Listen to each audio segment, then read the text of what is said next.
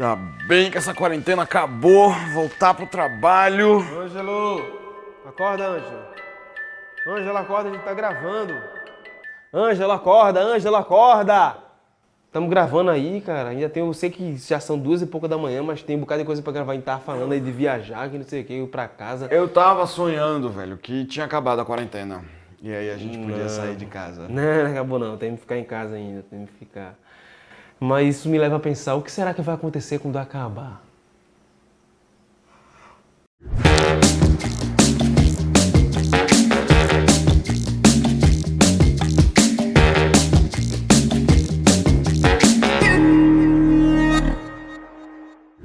O coronavírus não mexeu apenas com a saúde da população, mexeu com a indústria, com o turismo, com o meio ambiente, com o comércio, enfim, com todas as instâncias da nossa sociedade. Mas como tudo nessa vida, o coronavírus também será controlado. E depois de tudo isso, quando tudo passar, o que será de nós? Uma das formas da gente prever o que vai acontecer no futuro é estudando os padrões do que já aconteceu no passado. Tutor Thiago, é com você. Pois é, cara, nós temos um histórico sim, na verdade um histórico extenso, né, de crises epidêmicas no mundo. Na verdade, quando eu paro para analisar as grandes epidemias que já passou na história do mundo e comparo com essa pandemia do novo coronavírus, cara, a gente tá se desesperando por uma besteira. Veja, não estou dizendo que o novo coronavírus é uma besteira e a gente não tem que se importar. Eu estou dizendo que em comparação a algumas, ou na verdade em comparação a todas as outras grandes epidemias da história do mundo, a gente não está chegando nem às unhas dos pés. Olha, vou citar algumas aqui para vocês, tá? Ó, se liga. Peste negra é a primeira delas, gripe espanhola, tuberculose, varíola, AIDS, ebola, gripe suína, tifo. Mano, só essas aí, eu acho que se você juntar a quantidade de mortos por causa dessas doenças, só dessas, não preciso nem listar todas assim, porque tiveram muito mais do que essas, mas se eu juntar a quantidade de mortos dessas epidemias, eu tenho a impressão de que passa e muito o número de mortos em todas as guerras da história da humanidade juntos, cara. Deu pra calcular? Veja, tô dando um chute e sem medo de errar, viu, mano? Mas olha, a gente tem que se preocupar com essas coisas mesmo. Então que tal a gente dar uma analisada um pouquinho na história, ver como é que foi o comportamento da sociedade que colaborou para o surgimento das epidemias, né, dessas epidemias, e o que essas epidemias colaboraram para que o mundo fosse diferente, melhor, e inclusive colaboraram para as medidas que estão sendo tomadas contra o novo coronavírus. Fica ligado aí. Tutor Marcondes, de acordo com todo o seu conhecimento adquirido, nós podemos pintar o que será de nosso futuro quando tudo isso terminar? Fala um pouco aí pra gente. E aí, meus amigos, eu tenho certeza que o mundo jamais vai ser o mesmo depois do coronavírus, viu? Porque esse vírus, ele mudou comportamentos. Ó, aqui, eu tô no quarto dos meus filhos, ó. A gente teve que brincar com tudo isso, tinha algumas coisas que a gente nem tinha tocado ainda. E tivemos que colocar os brinquedos, a turma teve que, né, eles tiveram que brincar com a gente, né. Tenho certeza que os pais também mudaram um pouco dos hábitos, descobriram os filhos, tem pais que não sabiam quem eram os filhos, né. A questão da necessidade, né, mas a questão própria da saúde, o hábito de lavar as mãos que já se iniciou no combate a HN1 e aí continua e aumenta mais ainda. Mas com certeza as consequências econômicas elas são mais sérias, né? Mas aí a gente fica atentos, né? Por exemplo, uma das cenas que me chocou semana passada foi de um senhor idoso que disse para a repórter aqui de Recife que ele estava se expondo. No entanto, ele tinha filhos para dar de comida. E se ele não trabalhar? Quem vai cuidar? Quem vai trazer o pão para dentro de casa? Então é uma questão muito séria, né? Então as consequências, eu acho que elas não podem ser ainda contabilizadas no todo. Mas vamos pensar direitinho, né? Isso é um dos assuntos que a gente vai abordar, tá bom? Nesse projeto Quarentena. Um abraço para vocês. No cenário das previsões científicas, a matemática é uma importante aliada para a gente aumentar as chances de acerto. E aí, tutor Getro, o que a matemática tem a contribuir para a gente entender melhor o quadro econômico pós-crise pandêmica? Meu amigo, olha, confesso que eu estou um pouco preocupado com o período pós-corona. A gente ainda não tem muita certeza do que vai acontecer, economicamente falando, mas é certo que teremos alguns problemas sim, porque fechamento de fronteira entre os países, essa questão de ficar em isolamento dentro de casa, sem moeda circulando ali no mercado, é claro que isso vai trazer sérias consequências para a nossa economia. É bem mais fácil prever o futuro com o conhecimento do passado, para que a gente não cometa os mesmos erros. Tutor Elber, que cuidados os cientistas e nós devemos ter depois do fim da crise? Fala, galerinha! Beleza? Então, qual é a lição que a gente deve tirar de tudo isso que a gente vem passando nesses últimos meses, né? Então, acredito que a ciência ela deve passar a investir ainda mais no desenvolvimento de pesquisa, certo? De pesquisas de modo geral. Investir ainda mais na produção de novos medicamentos antivirais, na produção de novos fármacos. E nós? Que cuidado nós devemos ter? Que lição a gente pode tirar disso? Acredito que devemos mudar para melhor os nossos hábitos. De que maneira? A gente passou a enxergar que é necessário, por exemplo, coisas simples do dia a dia, como o simples ato o ato de lavar as mãos, que seja algo corriqueiro, contínuo, com uma certa frequência.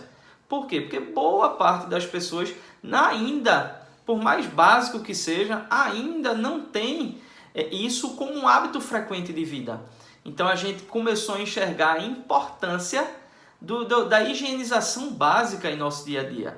Lavar as mãos com mais frequência, em caso de ter em casa algum antisséptico, como o próprio álcool gel, tão falado, certo? Desde toda essa crise, do começo dessa crise, a gente passar a utilizar ele também no nosso dia a dia, como um agente antisséptico. Outra coisa importantíssima, devemos melhorar a qualidade da nossa alimentação, certo? Melhorar a qualidade, não necessariamente a quantidade. Por quê? Porque é comprovado cientificamente, que esses alimentos contribuem muito para a melhoria de nossas defesas. Beleza, gente? Tamo junto, até a próxima. Coronavírus! Coronavírus! Bom, pelo jeito, até um novo vocabulário nós adquirimos a partir da crise do coronavírus. Aliás, tutor Flávio, como é que é esse processo de formação de novas palavras dentro de uma língua, hein? Quando começamos a estudar a estrutura da língua portuguesa, nós vamos descobrindo o quanto essa língua é fascinante. O conteúdo da vez é o processo de formação de palavras. Nós vamos entender, nós vamos revisar para alguns como a nossa língua estrutura as palavras. Nós vamos descobrir que existe o processo de composição, nós vamos descobrir que tem o processo de derivação e, acima de tudo, nós vamos entender uma coisa muito interessante a respeito da nossa língua portuguesa, que é a capacidade que ela tem de mudar, de se adaptar. A nossa língua ela é mutável, ela aprende a cada instante. Existem termos para isso também. Nós chamamos de neologismos, que são essas palavras que nós criamos, nós inventamos, mas também tem um termo muito interessante que é o estrangeirismo. É essa capacidade que a nossa língua tem de absorver palavras de outras línguas e se apropriar de cada uma delas. Nós vamos também entender, através desse processo de formação de palavras, algumas coisas curiosas no que diz respeito à área de saúde, já que estamos aqui tratando também do coronavírus. A ideia de que, por exemplo, toda palavra em língua portuguesa terminada em ite significa inflamação, você sabia dessa? Por exemplo, se eu tenho faringite, laringite, bucite, estomatite, são alguns exemplos aí de inflamações. Então nós vamos conhecer um pouquinho mais quando estudarmos a estrutura e o processo de formação das palavras. Com tudo isso que está acontecendo, será que nós devemos ficar pessimistas com o futuro? Bom, a ciência não dá conta de prever todas as coisas, né? Então, por enquanto, a situação do futuro ainda é meio incerta. Mas não para Deus, que vê o futuro desde o passado. E se você confia e acredita nele, você consegue perceber a sua mão de amor cuidando de todas essas coisas. E isso leva a gente para a nossa meditação quando o pastor Tiago vai abrir a Bíblia para poder dizer para a gente o que Deus tem para a gente no futuro. E assim que acabar a meditação, não se esqueça das tutorias e exercícios que já estão prontos para você aqui no canal. É só passar no canal Adventistas Nordeste para as tutorias e no portal da Educação Adventista cpbedu.me para os desafios. Hoje de tarde... E no final, não se esquece, hein? Quarentena Quest. Hoje tem episódio especial para você. Das 14 até as 16 horas a gente se encontra. Agora, fiquem com o pastor Tiago. Valeu, galera! Valeu, pessoal! Fique bem. Bom dia pra você, mano. Tudo bem? Eu tava aqui pensando numa frase que eu acho que eu ouvi em certo lugar, não tô lembrado aonde, mas a frase é mais ou menos assim. Pior do que você não aprender com os erros dos outros é você sequer aprender com os próprios erros. Eu tava pensando nessa frase justamente porque, veja só, que adianta de fato a gente estar com todo esse cuidado do mundo nesse momento da pandemia do coronavírus, se depois, quando essa epidemia passar e tudo se acalmar, a gente voltar aos velhos hábitos e aos mesmos erros que até talvez tenham provocado essa pandemia. Você está entendendo onde eu quero chegar? A Bíblia conta a história de uma mulher que ela tinha uma vida de pecado, uma vida errada. E ela até foi pega em flagrante, sabe? A turma conseguiu pegá-la no momento em que ela estava inclusive cometendo o erro dela. Levaram ela para Jesus, jogaram nos pés de Jesus, começaram a acusar ela de todas as coisas que ela estava fazendo e perguntaram a Jesus: e aí, Jesus, o que é que você vai dizer? Jesus, ele perdoou aquela mulher. Ele chegou a falar aqui, Evangelho de João, capítulo 8, verso 11, dizendo assim: eu também não te condeno, vá e não peques mais. Jesus perdoou aquela mulher, porque talvez para Jesus o mais importante não era exatamente o pecado da mulher, porque aquilo podia ser perdoado. O problema estava se aquela mulher iria sair dali e voltar a pecar novamente. Ela iria simplesmente pegar a segunda chance da vida dela, uma nova oportunidade que foi concedida a ela, e jogar no lixo se ela voltasse à vida antiga. Por isso que o recado de Jesus era: vá e não peques mais. Então que tal hoje a gente fazer essa oração para Deus?